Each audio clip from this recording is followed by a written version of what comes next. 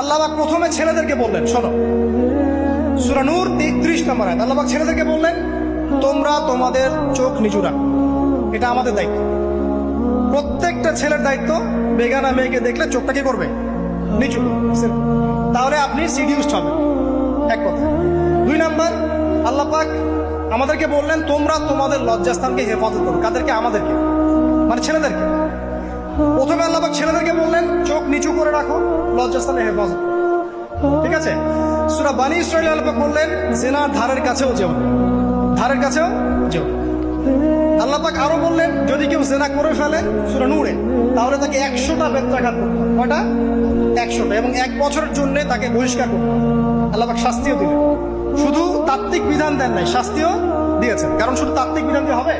আমি যদি ওয়াজ করে বেড়াই, ভাই মদ খায় না, মদ খায় না, কোনো শাস্তি না অ্যাপ্লাই করি, তাহলে কি মদ ছাড়বে মানুষ? আমরা যদি বলি হত্যা করা মহাপাপ, মহাপাপ, দুর্নীতি করা মহাপাপ, মানুষ দুর্নীতি ছাড়বে? ছাড়বে না, যতক্ষণ না শাস্তি নিশ্চিত করা যাচ্ছে। আল্লাহ পাক তাত্ত্বিক কথা শুধু বললেন না, শাস্তিও নিশ্চিত করলেন। তারপর আল্লাহ পাক আরো বললেন, যদি বিবাহিত কোনো ব্যক্তি ব্যভিচার করে, তাহলে তাকে রজম করতে হবে, মাটিতে পুঁতে তাকে পাথর নিক্ষেপ করে হত্যা করবে। ঠিক আছে? শাস্তি।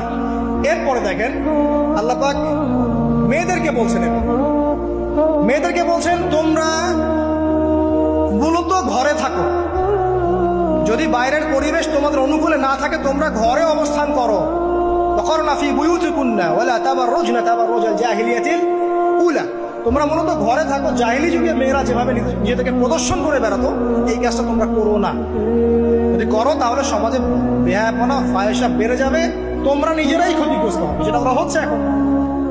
আচ্ছা, এরপর আল্লাহ পাক আরো বললেন, হে নবী, আপনি আপনার স্ত্রী এবং মুমিন নারীদেরকে বলেন, তারা যদি বাহিরে যায় যেন জিলবাব দিয়ে তাদের পুরো বক্ষ দেশটাকে ঢেকে নেয়।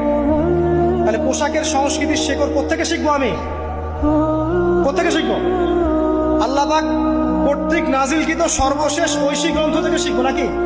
যে বইয়ের মধ্যে কোনো ভুল নাই সেটাই তো আমার শেখার মাধ্যম হবে নাকি? নাকি যে দর্শনে 1000টা ভুল সেটা শিখবো আমি? আল্লাহ পাক এখানে বলছেন, মুমিন নারীদেরকে বলো, বাইরে গেলে পরে তারা যেন জিলবাব দিয়ে, কাপড় দিয়ে সুন্দর করে বক্ষদেশ এবং ঢেকে রাখে। বোরখার কথা এখানে নাই শব্দে। ঠিক আছে? ঢেকে রাখা ঢিলে ঢালা পোশাকের কথা এসেছে। আচ্ছা, আসেন, আল্লাহ পাক আরো বললেন যে তোমরা অমুক অমুক অমুক অমুক, যেমন আপনার বাবা, আপনার ভাই, আপনার এই যে সন্তান, এই যে মাহারাম যারা আছে, এদের সামনে ছাড়া অন্যদের সামনে যখনই যাবে, তোমরা কিন্তু হিজাব অবলম্বন। আল্লাহ পাক হিজাবের বিধান দিলেন, চক্ষু নিচু করতে বললেন, লজ্জাস্থানের হেফাজত করতে বললেন, এবং যদি এর পরেও কেউ ভুল করে ফেলে, তাহলে আল্লাহ পাক শাস্তির কথা বললেন। আল্লাহ পাকের সিস্টেমটা সুন্দর হলো না? এই সিস্টেমটা নবী সাল্লাল্লাহু আলাইহি ওয়াসাল্লাম অ্যাপ্লাই করলেন, সমাজ থেকে সমস্ত জেনা ব্যভিচারের ভিত্তি উঠে চলে গেল। সুবহানাল্লাহ।